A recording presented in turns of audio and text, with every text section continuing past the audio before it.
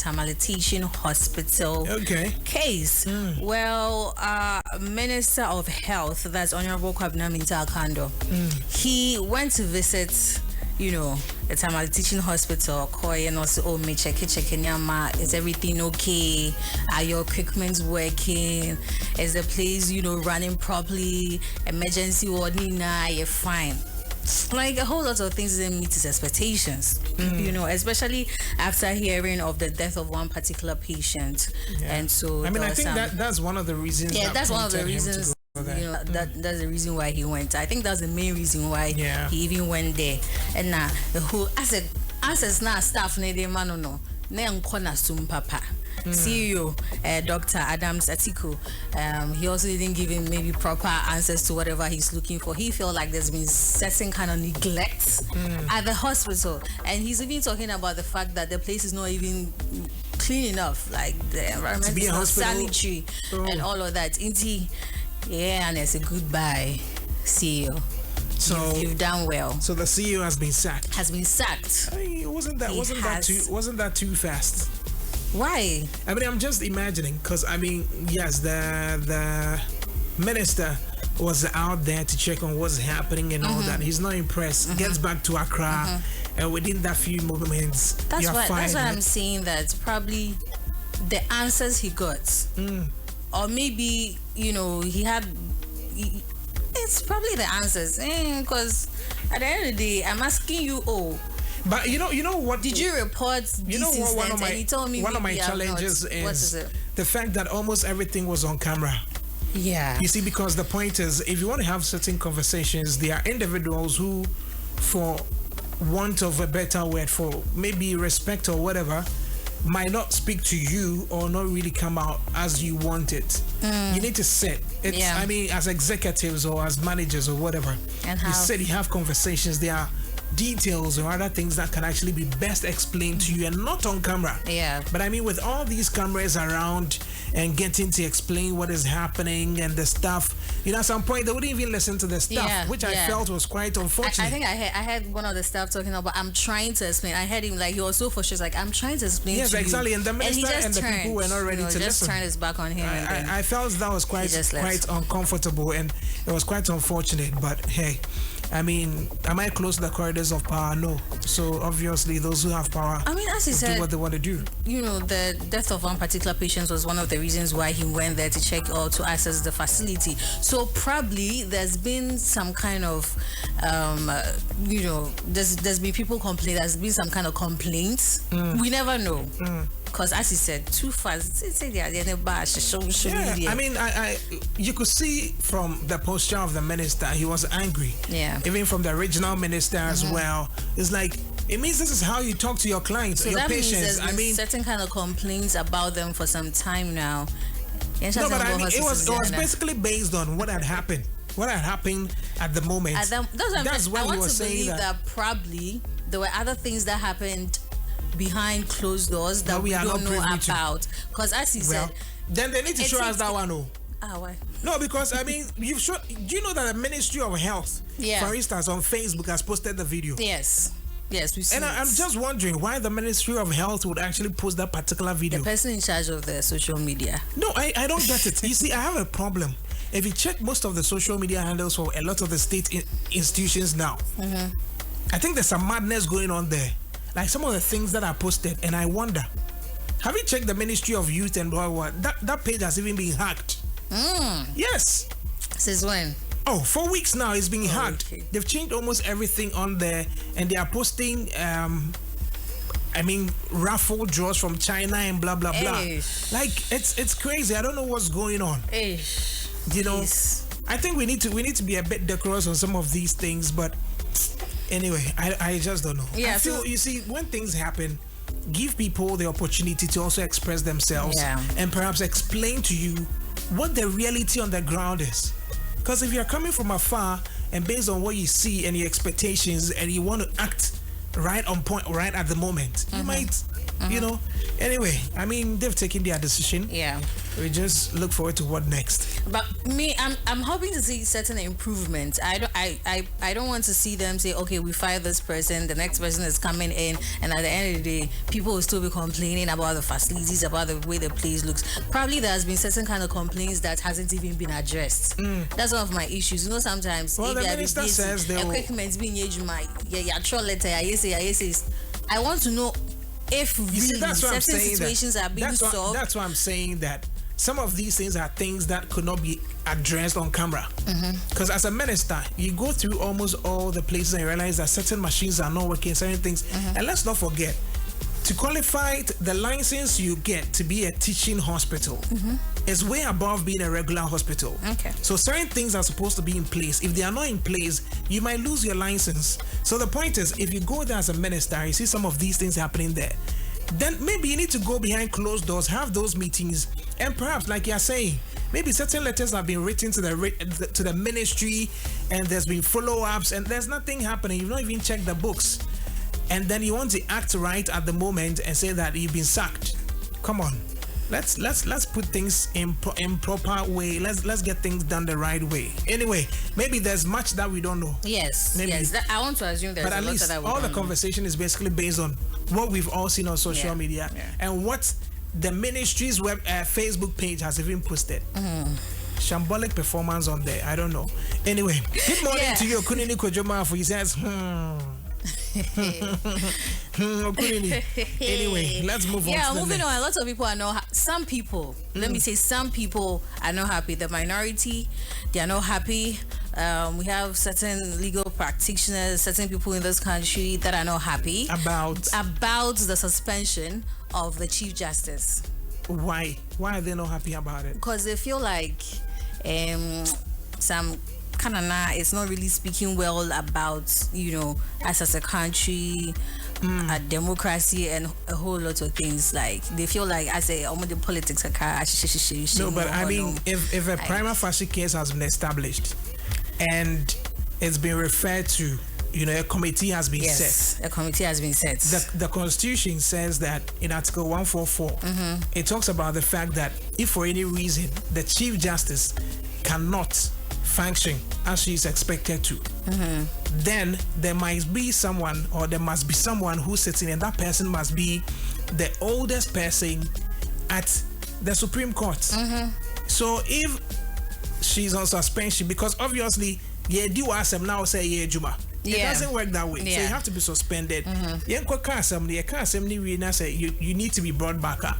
We reinstate you. Right. So why should anybody?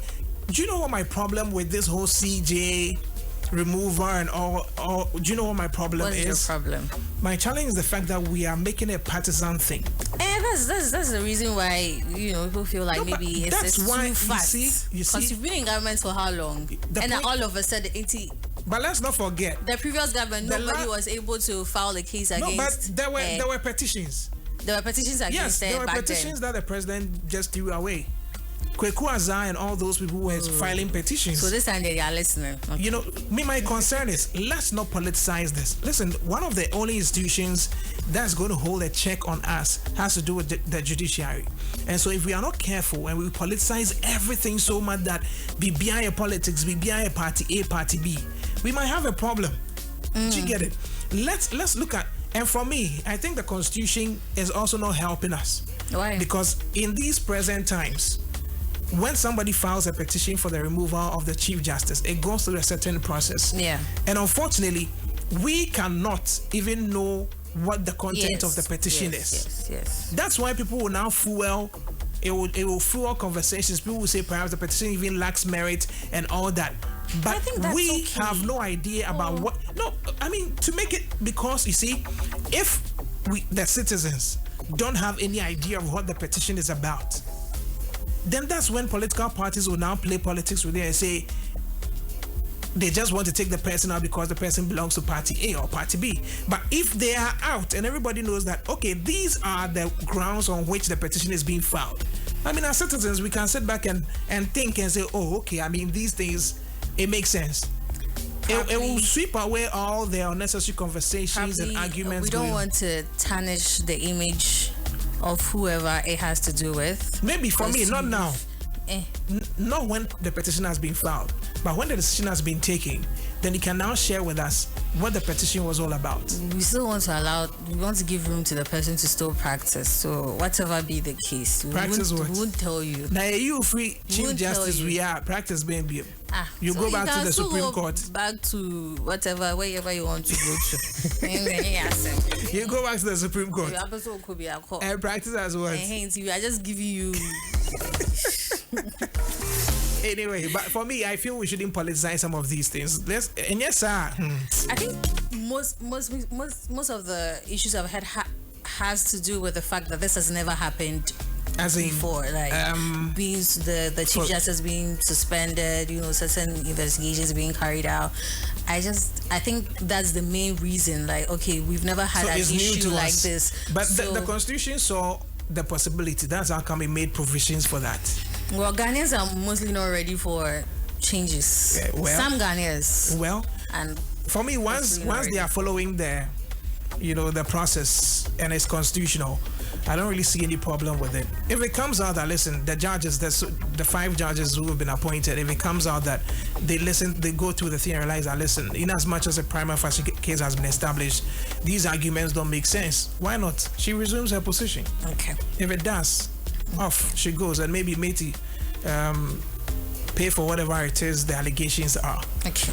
Anyway, should we end with an entertainment story, or we should just go or we should finish with another? I wanted to say something, but I stopped. Please run with the last one. I was about to say give me one more, but okay. Let me give you one more. Yeah. Let's run with the last one. Let me give you one more. I'm sure most of us did see Chairman Wuntimi trending yesterday. This issue, if I don't talk about it, I won't be happy. Because yesterday Chairman Wuntimi was trending, Akonta mining was trending because the Ministry of Lands and Natural Resources, they actually released a documentary on the operations of Akonta Mining Company Limited in the Tano Nimri Forest Reserve. Allegedly, it is the doing of Chairman Wuntimi's Akonta Mining Limited Company. And so the government has actually, his license has actually been revoked. Okay. And I saw so many interviews yesterday in the morning till now, and then mostly the minority talking about the fact that it's a political witch hunt. It's a political whatever, because there's been no substantial proof that it is him, that it is his company. Yes, but then other people are saying that, look, as long as there are investigations going, as long as you say it is only right to revoke your license. Keep it. Just like the CJ. So maybe there could be an injunction, sort of, to hold on to your process and all that. I mean, the minister who issues those licenses has the right to revoke it. Do you get it? Because he has the right to issue licenses. We all remember, some of these issues came up long time ago where our former president was talking about that he has nothing to do with. I don't want to.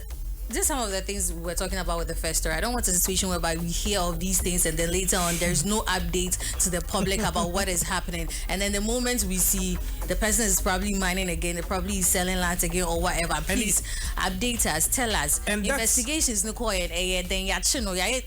That's one of the things that people are talking about, the show off on social media. Yes, they've shown the documentary and all that, pointing everything to Akonta mining and blah blah blah. But listen, you have all these. Go to court. What are you waiting for?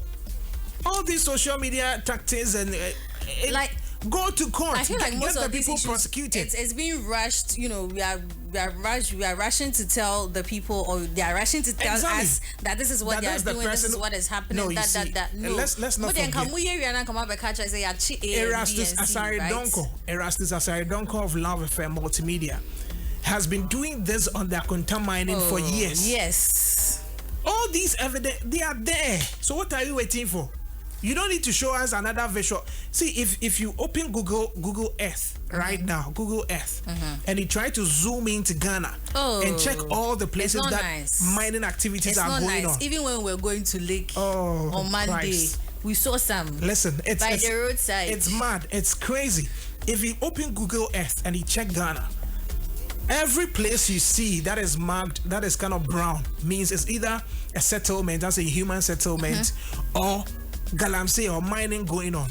And you can see. Did you see the video of, I think, a mining company working in the middle of the night? I think was it Obuasi or something? 24-hour close economy. To houses. Yeah, 24-hour economy. We've heard of issues where some of the houses goon because of some of these mining things. You don't like 24-hour economy? No, please. I don't want to hear that, we've revoked this now, we are suspecting this. Please come and tell us, okay, that we've investigated, we found the person guilty, we are charging the person. That is what we want to hear. Not and this show up on media. social media thing is not enough. And then at the end of the day, 2 weeks later, it's dead news. Merci beaucoup. That's why. Yes. Survivor at 30. Is it? Oh shit, it's a vibe. I'm giving myself fans. Give yourself air conditioning. Fans the end your head. Anyway, still listening to Rise and Shine on Y1025 FM. That was Daily Trends. Soccer Bet is offering you a great opportunity to win even when you're losing with Soccer Chance. Now, when you bet on 10 matches or more and you lose out on just one game, we still reward you 3 times your stake. Remember, terms and conditions do apply. Now imagine setting your own price for a brand new top tier phone by placing a bid